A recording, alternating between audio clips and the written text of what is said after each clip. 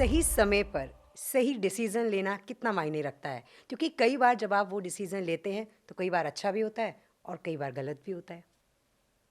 मैं ये कह रहा हूँ भी जहाँ तक डिसीजन की बात है, आप सही डिसीजन तभी ले पाते हो जब आपके भाग्य में कोई चीज़ होती है। हुँ, देखो, भगवान श्री राम के भाग्य में सामने कुर्सी पे ही राज तिलक होने वाला था उनका, लेकिन उनको 14 साल के लिए वनवास जाना पड़ गया। जब भगवान राम जैसे इंसान को, भगवान को अगर जाना पड़ा राज तिलक छोड़ के जंगलों में, तो आप आम इंसान की तो औकात क्या है, ये बताओ पहले बेटा।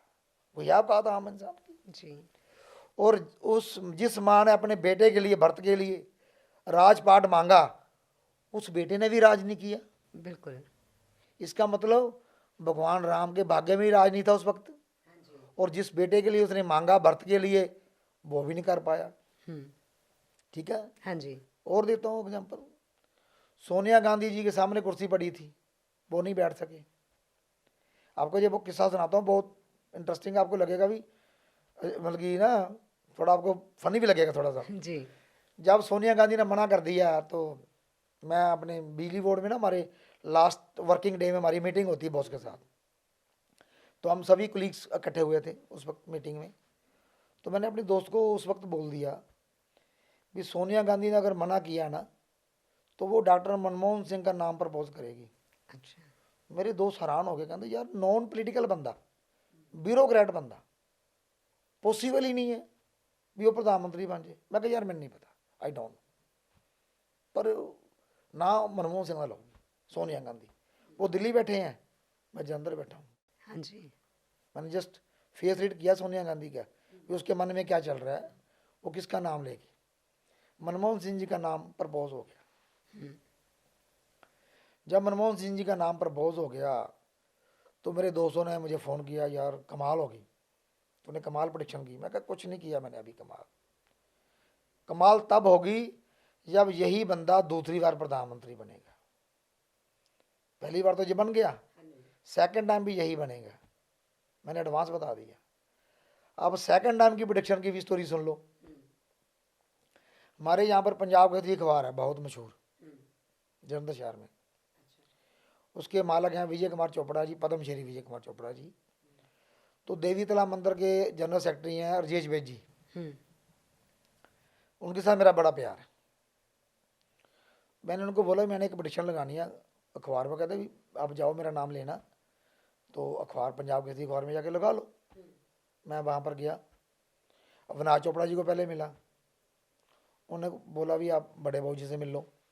फिर मैंने उनसे मिलने गया। जब मैंने उनसे मिला तो मैंने उनको बोला जी मैं प्रोडिक्शन लगवानी है, तो मैंने राजेश बेद जी ने भेजा। कहते बताओ क्या लगानी है जी। मैं कहा जी अडवाणी जी अपने जीवन काल में कभी प्रधानमंत्री नहीं बन पाएंगे, और मनमोहन सिंह जी दूसरी बार प्रधानमंत्री बनेंगे।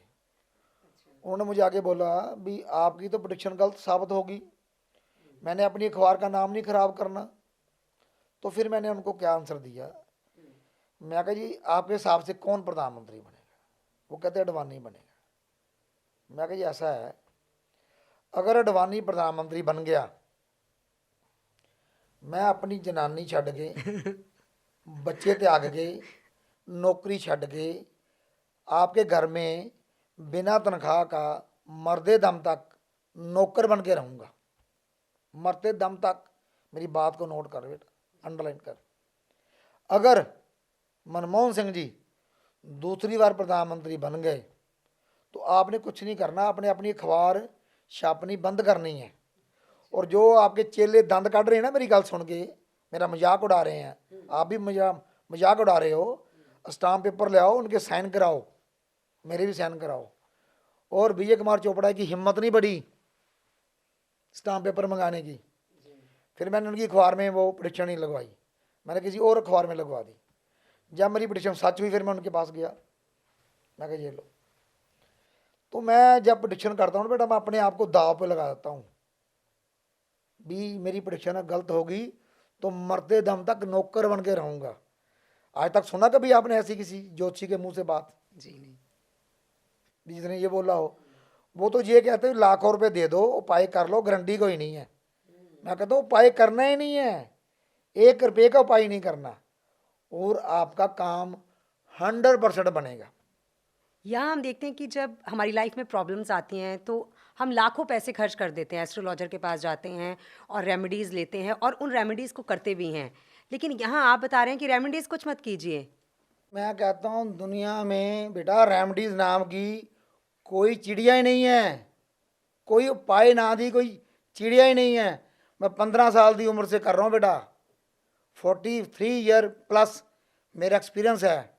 मैंने आज तक कभी किसी को कोई उपाय नहीं बताया और लोगों के काम बने हैं। लोग मुझे आके बोलते हैं भी हमारा काम बन गया। अगर किसी उपाय में इतना दम है, अगर मान लो हम कहते हैं जी जितने भी आप देखो, जस चोपड़ा जी है, कितने बड़े फिल्म मेकर हैं वो, बहुत बड़े हैं। उनका बेटा आदित्य चोपड़ा जो अब प्रोड्यूसर है, और दूसरा उदय चोपड़ा, उदय चोपड़ा। हाँ जी, उसको उन्होंने उनके लिए फिल्म बनाई, हाँ जी, बनाई। वो नहीं चला। अच्छा, अनुपम खेर जी पूरी दुनिया को एक्टिंग सिखाते हैं, अपना बेटा उनका सिकंदर खेर, उनको एक्टिंग सिखा दे, उनको स्टार बना दे, वो क्यों नहीं बना? लेकिन किस्मत भी तो होती है ना कि उनकी वही भाग्य तो में। कह रहा हूँ ना भाई, अगर भाग्य में कोई चीज़ है तो तभी तो मिलेगी ना आपको। हाँ जी, जो चीज़ आपके भाग्य में है वो चल के आपके पास आएगी। वही आपको मैं कह रहा हूँ भी, कोई भी नग, कोई भी यंत्र, कोई भी पूजा पाठ, किसी तरह का उपाय भी आपका भाग्य नहीं बदल सकता। लेकिन यहाँ मैंने बहुत से लोग देखे हैं, उन्होंने कोई रत्न धारण कर लिया है या कुछ भी पहन लिया है, कहीं जाएंगे तो उस चीज़ को पहन के जाएंगे, उन्हें ऐसा लगता है कि अगर इसको उतार दिया या ये हमसे कहीं दूर चला गया तो जो हमें नेम फेम मिला हुआ है वो सब गायब हो जाएगा। लोगों के मन में ये भी होता है, इस डर से भी वो हमेशा उस चीज़ को पहने रखते हैं। देखिए ऐसा बेटा, मैंने आज तक लोगों के नग उतरवाए हैं, मैंने नग डलवाए नहीं हैं। अब दूर का जाना आपने, देखो कुमार गौरव ने फिल्म बनाई थी, राजेंद्र कुमार जी ने अपने बेटे के लिए कुमार गौरव के लिए पिक्चर बनाई, लव स्टोरी, बहुत बड़ी हिट थी। Super duper hit. हाँ जी, मैंने 16 साल की उम्र में पहली प्रोडक्शन की। रॉकी पिक्चर आई, संजय दत्त की, फ्लॉप पिक्चर थी। मेरे दोस्तों ने मुझे बोला भी ये लंबा सा लड़का बेकार सा चलेगा नहीं। मैंने अपने दोस्तों को बोला मैंने पहली प्रोडक्शन जो की थी संजय दत्त की थी, ये लंबी रेस का घोड़ा है, आज तक चल रहा है वो टाटा में गया, मैं कहा टाटा से बाहर आएगा। फिर वो जेल गया, मैंने बोला भी जेल अपनी सज़ा पूरी करने से पहले बाहर आ जाएगा, वो आया कि नहीं? बिल्कुल। संजय दत्त मेरा फेवरेट स्टार रहा है शुरू से, और मैं आज तक उससे कभी मिला भी नहीं हूँ संजय दत्त से, वो मुझे जानता भी नहीं है। लेकिन फेस देख के मैंने उसकी फेस करके 3 प्रेडिक्शंस की हैं उसके बारे में, तीनों ठीक निकली हैं। कुमार गौरव की मैंने प्रेडिक्शन की थी भी ये इसकी गोल्डन जुबली फिल्म है लव स्टोरी, पहली और आखिरी हिट। बताओ उसके बाद उसकी कौन सी फिल्म चली है? एक का भी नाम दे दो मुझे, बता दो भाई। भगवान ने अगर भाग्य में लिखा ना तो उसके बिना कुछ नहीं हो सकता, डेस्टिनी डिसाइडेड है।